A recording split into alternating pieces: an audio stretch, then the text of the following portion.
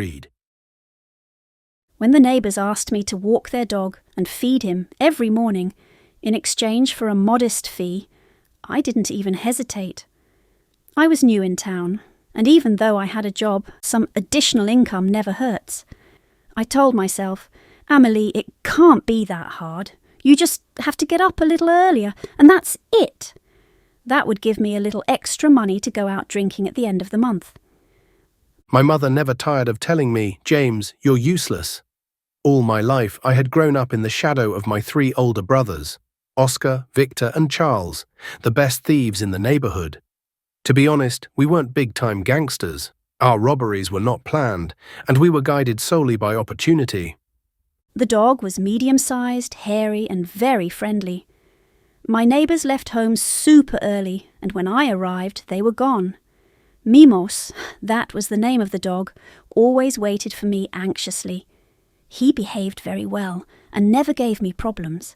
I was delighted to walk him and have that extra money. The area around the subway was generally where we operated. It's where people tend to be the most clueless. They are more worried about catching the right train as soon as possible than about taking care of their belongings. My brothers and I managed to look as inconspicuous as possible. We mixed in with the people and got into action. That Thursday I woke up a little later than normal. The night before I had gone out with some friends for a drink and had a considerable hangover. I took a quick shower, got dressed, and made myself a strong coffee to help me wake up. Usually I was excited about the idea of going for a walk with Mimos, but that day I felt very tired and just wanted to get it over with. My brothers made fun of me and called me the sugar bowl. Lately, I had been on a streak in which, instead of money, I had found myself with a bunch of purses full of small packets of sugar. On every subway trip, while we went to the touristy and most populated area of the city, I had to endure being teased throughout the ride about my poor selection of potential victims. I was surprised not to hear Mimos as soon as I approached the door. Normally, I could hear him barking from the other side. He was always excited by the imminence of my arrival, which meant a walk and food for him. An alert stirred inside me when the dog didn't come running to greet me like he usually did. My worst suspicions were confirmed when I found the dog laying down on the kitchen floor. That Thursday, I was going to show my brothers that the sugar bowl's luck was going to change. I enthusiastically entered the crowd of tourists, students, and the rest of the population heading to numerous destinations. I wanted to find the ideal person, not only to make it worth my while, but also so they would stop teasing me and giving me names for once. Despair coursed through my entire body.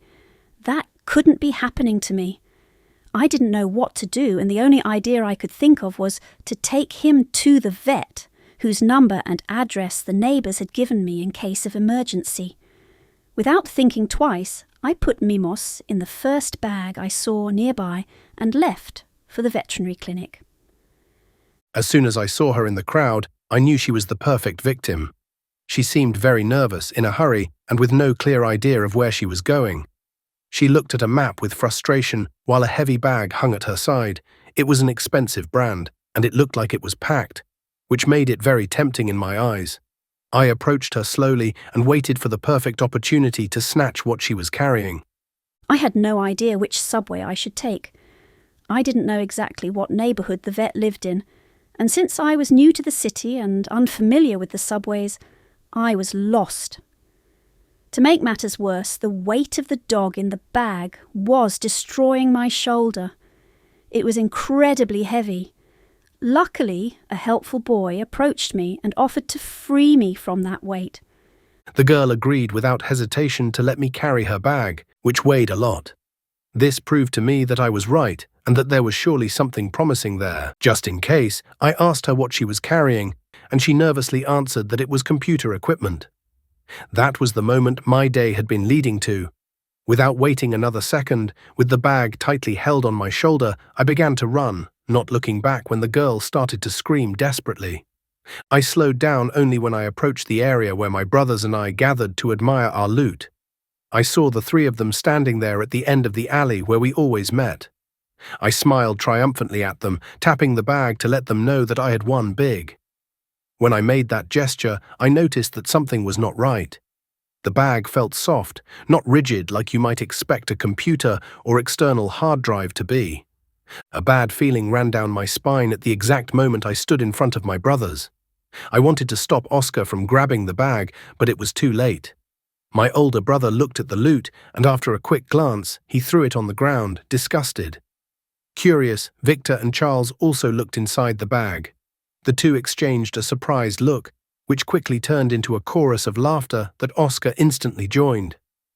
Intrigued to know what had generated that reaction, and fearing the worst, I also looked inside. To my horror, I discovered that instead of computer equipment, there was actually a dead dog. Resigned, I buried my head in my hands and braced myself for whatever horrible name my brothers would call me from now on.